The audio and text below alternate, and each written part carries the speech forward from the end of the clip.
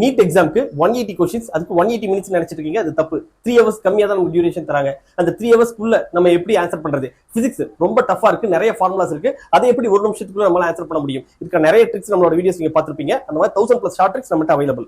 அப்ப அந்த 1000+ ஷார்ட் ட்ரிக்ஸும் நீங்க அக்சஸ் பண்ணுமா? நீங்க ஒரு ஆன்லைன் கோர்ஸ் ஜாயின் பண்ணலாம், இல்லைன்னா ஆஃப்லைன் ஜாயின் பண்ணலாம். ஆன்லைன் கோர்ஸ் ஜாயின் பண்றீங்க அப்படின்னா நமக்கு கோர்ஸ் ஃபீஸ் எவ்வளவு? 9000. ஆனா ஆன் 1000+STங்கிற இந்த கோட 9994012841 இந்த நம்பருக்கு டெக்ஸ்ட் பண்ணீங்கன்னா உங்களுக்கான ஆன்லைன் கோர்ஸ் ஃபீஸ் 4999 தான். சீக்கிரமா என்ரோல் பண்ணுங்க. ஆஃப்லைன்ல நீங்க ஜாயின் பண்ணும்போது கோர்ஸ் ஃபீஸ் எவ்வளவு வருது? 25000 வருது.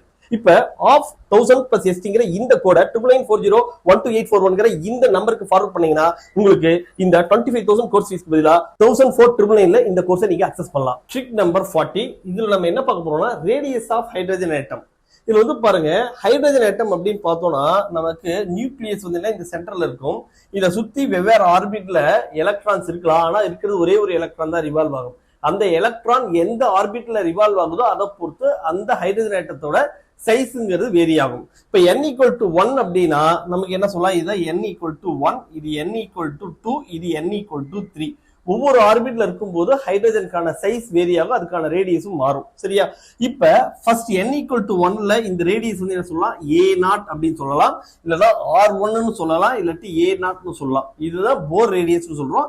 இந்த போர் ரேடியஸோட வேல்யூ வந்து 0.53 ஆம்ஸ்ட்ராங். இப்ப nth ஆர்பிட்ல அந்த ரேடியஸ் என்னவா இருக்கும் பார்த்தோம்னா n² a0 அப்படிங்கிறது இருக்கும். சரியா? nth ஆர்பிட்ல ரேடியஸ் வந்து n² a0. இப்ப செகண்ட் ஆர்பிட்ல ரேடியஸ் என்னன்னா 2² a0 அப்படின்ட்டு வரும். அப்படின்னா 4a0. அதே மாதிரி n = 3ல வந்து r3யோட வேல்யூ வந்து 3² a0 வரும். அப்ப 9a0 அப்படின்ட்டு வரும்.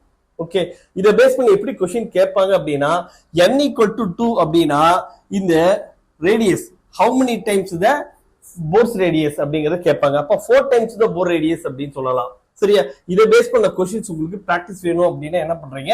9750771155 அப்படிங்கிற இந்த நம்பருக்கு உங்களோட நேம் அண்ட் டிஸ்ட்ரிக்ட போட்டு ட்ரிக் 40 அப்படிங்கறத போடுங்க. அப்ப இந்த ட்ரிக் 40ல எப்படி எல்லாம் क्वेश्चंस கேட்டிருக்காங்க, எப்படி எல்லாம் கேட்பாங்கங்கறத உங்களுக்கு ஃபார்வர்ட் பண்றேன்.